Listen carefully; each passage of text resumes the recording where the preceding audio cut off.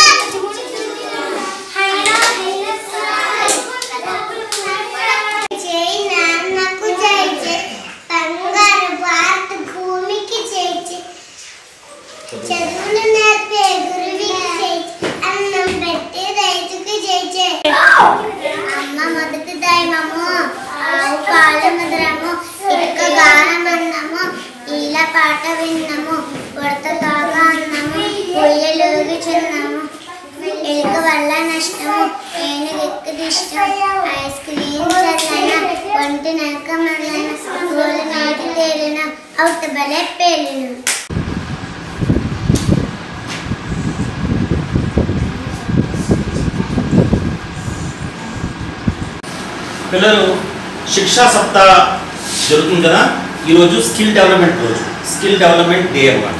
So ఈ skill development day సందర్భంగా communication skills గురించి మాట్లాడుకుంటాం. మనం దేని గురించి మాట్లాడుకుంటున్నాం? కమ్యూనికేషన్ స్కిల్స్ అంటే సమాచార నైపుణ్యాల గురించి మనం మాట్లాడుకుంటున్నాం. సమాచార నైపుణ్యాలు అంటే కమ్యూనికేషన్ స్కిల్స్ అంటే మనం ఎలా మాట్లాడుతున్నాం, దాని మీద మనం తెలుసుకున్నాం. ఎలా మాట్లాడితే మంచిది, ఎలా మాట్లాడితే కరెక్ట్గా ఇన్ఫర్మేషన్ ఇంకోటి వస్తుంది. సో కమ్యూనికేషన్ స్కిల్స్లోని 7 C's ఉంటాయి. అంటే ఏంటంటే అవి క్లియర్. What clear? క్లియర్ అంటే చాలా స్పష్టంగా మాట్లాడాలి, చాలా స్పష్టంగా మాట్లాడాలి. 2 కన్సైజ్. కన్సైజ్ అంటే మరి ఏం మాట్లాడాలో అది ఎంతవరకు మాట్లాడాలో అంతవరకు మాట్లాడాలి. అర్థమైందా? అది తప్పించి ఎక్కువ మాట్లాడడం, అనవసరంగా ఇంకోటి బోర్ కొట్టించడం, ఇంకోటి ఇబ్బంది పెట్టేటట్టు కాదు. ఎంతవరకు మాట్లాడాలో అంతవరకు మాట్లాడాలి. కాన్ఫిడెంట్ అంటే సమతూకంగా మాట్లాడాలి, స్పష్టంగా మాట్లాడాలి, ఎంతవరకు మాట్లాడాలి అంతవరకు మాట్లాడాలి, సందర్భోచితంగా మాట్లాడాలి. కరెక్ట్ స్పష్టమైన విషయాలు, కరెక్ట్ అయిన విషయాలే మాట్లాడాలి. కోహరెంట్ అంటే చాలా అనుబంధమైన విషయాలు, సమతూకమైన విషయాలు, సరిసమానమైన విషయాలు, కరెక్ట్గా ఉన్న విషయాలు మాట్లాడాలి. అర్థమైందా? అంటే ఆ సందర్భోచితంగా సరైన విషయాలు. కంప్లీట్ అంటే పూర్తిగా మాట్లాడాలి. సగసంగా మాట్లాడేసి మనం ఉండిపోవడం కాదు, పూర్తిగా మాట్లాడాలి. కోర్టియస్ అంటే మర్యాదగా మాట్లాడాలి. ఏది మాట్లాడినా మర్యాదగా మాట్లాడాలి. సెకండ్, ఈ కమ్యూనికేషన్ స్కిల్స్లోని ఇలా మాట్లాడితే మనం స్పష్టంగా మాట్లాడినట్టు అనమాట. అర్థమైందా? స్పష్టంగా మాట్లాడినట్టు.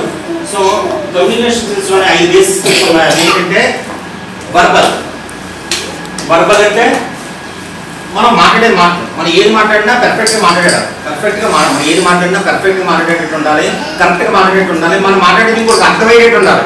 అర్థమైందా? నార్మల్ అంటే ఇంకోటి మాట్లాడినప్పుడు ఇలా తగ్గుకోవడం, ఇలా చూడడం, ఇలా చేస్తారు. దాని అర్థం ఏంటో వినట్లేదని అర్థం.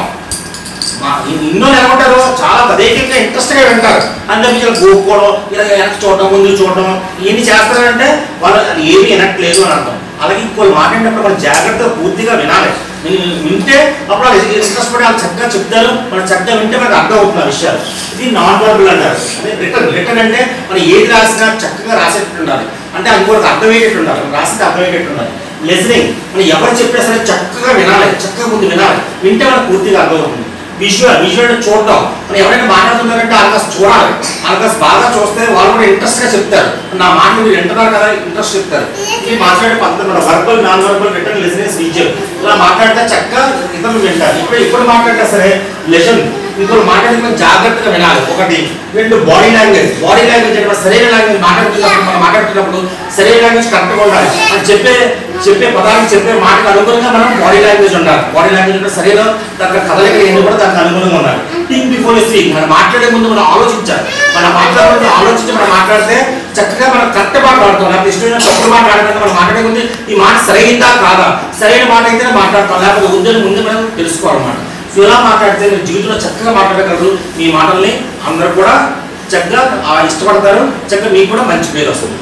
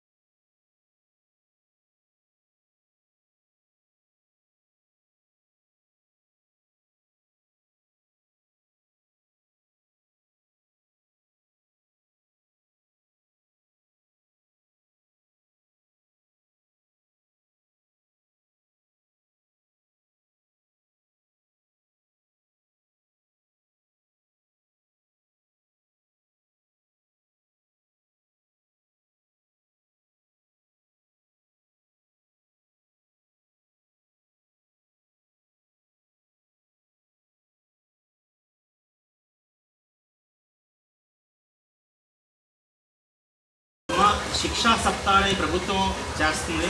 శిక్షా సప్తాహ అని ప్రతిరోజు కూడా మేము పిల్లలకు ఒక కార్యక్రమం అనేది ఇస్తున్నాం. ప్రతిరోజు కార్యక్రమం నిర్వహిస్తాం.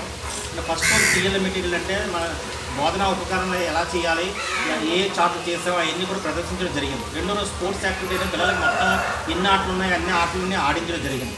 అలా రోజుకు ఒక కార్యక్రమం చేసుకుంటూ వస్తున్నాం. సో ఈరోజు మిషన్ లైఫ్ కార్యక్రమం అంటే మొక్కలు అనేది చాలా ముఖ్యమైనవి. మన గాలి పీల్చుకుంటున్నాం అంటే మొక్కల వల్లే పీల్చుకుంటున్నాం. ఎందుకంటే మనం ఆక్సిజన్ అనే దాన్ని పీల్చుకుంటాం. చాలామందికి తెలియకపోవచ్చు, మీకు తెలియకపోవచ్చు, మరి ఆక్సిజన్ అనే గాలిని పీల్చుకుంటాం. ఆక్సిజన్ అనే గాలి ఎవరూ ఇవ్వట్లేదు.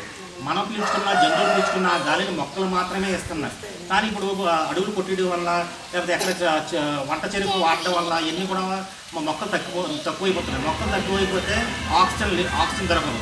ఈ ఆక్సిజన్ కోసం సాధారణంగా మనకి పేషెంట్లు కానీ, మనకి హాస్పిటల్ పేషెంట్లు కానీ ఉంటే ఈ ఆక్సిజన్ కోసం మనం హాస్పిటల్కి వెళ్తే ఒక్కొక్క సిలిండర్కి 3,000, 4,000, 5,000 రూపాయలు ఇచ్చుకోవాల్సి వస్తుంది. అలా బోల్డ్ డబ్బులు ఖర్చు పెట్టాల్సి వస్తుంది. అప్పుడు కూడా ఆక్సిజన్ దొరకట్లేదు.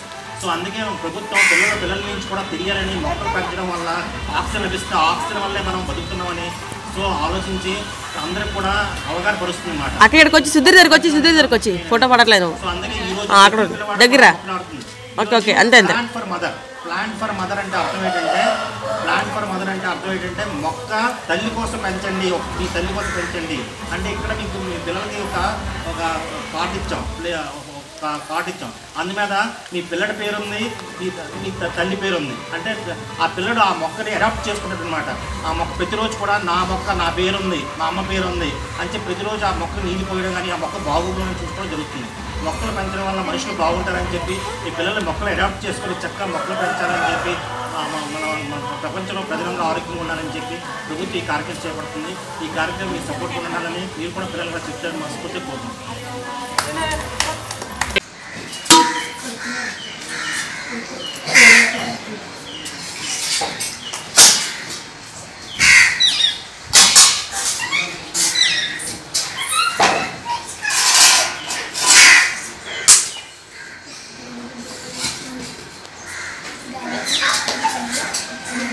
కలర్ బాగా పనిచేసింది.